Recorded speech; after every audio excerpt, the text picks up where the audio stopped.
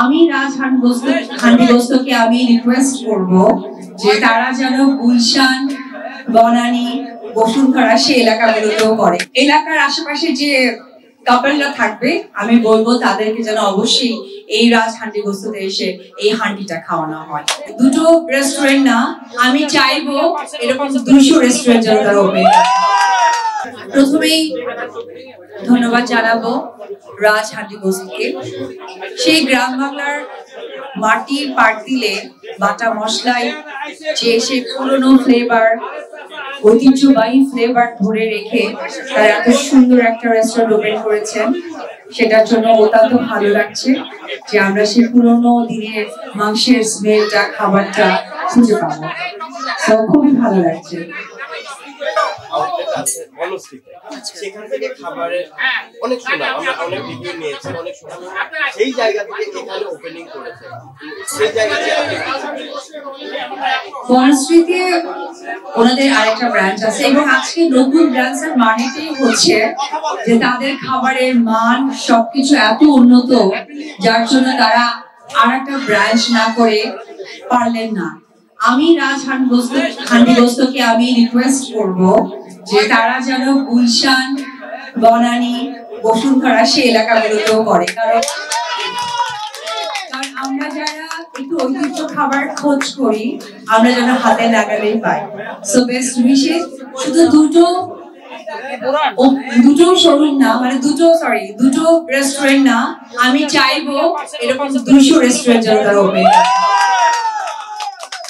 পূর্বে আমরা দেখেছি অনেক ব্র্যান্ডের সঙ্গে আপনি যুক্ত ছিলেন এবং সেই ব্র্যান্ড শুরু থেকে শেষ পর্যন্ত আমরা দেখেছি 1টা 2টা 3টা 5টা পর্যন্ত আউটলেট ওপেনিং করেছে এবং শুরুটা ছিল আপনার হাতে।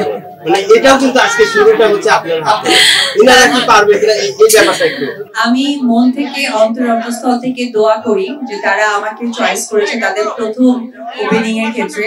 আমি চাইবো যে তাদের যে 200 কথা আমি বললাম,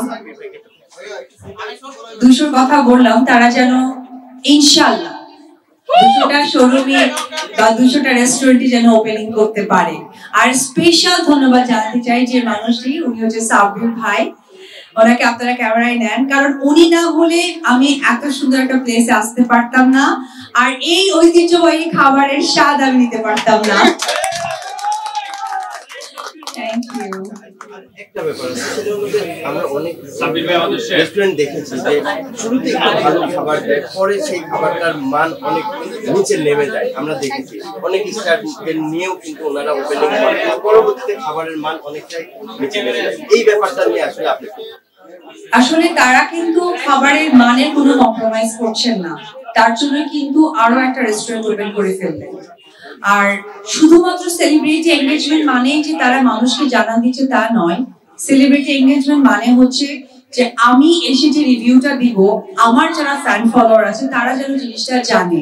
এবং খাবার এমন একটা জিনিস, তৃপ্তির ব্যাপার, সেখানে আমি কর্তৃপক্ষের সাথে যতটুকু জেনেছি যে আর্টিস্ট আসুক বা না আসুক, খাবার সকলের, সেখানে নো কম্প্রোমাইজ।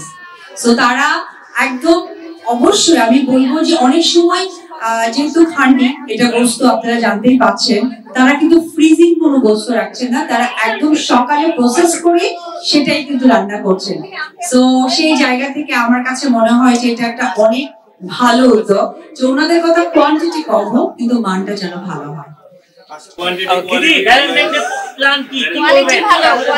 ভ্যালেন্টাইনে আমাদের এই এলাকার আশেপাশে যে কাপলরা থাকবে আমি বলবো তাদেরকে যেন অবশ্যই এই রাজ হান্ডিগোস্ততে এসে এই হান্ডিটা খাওয়ানো হয়।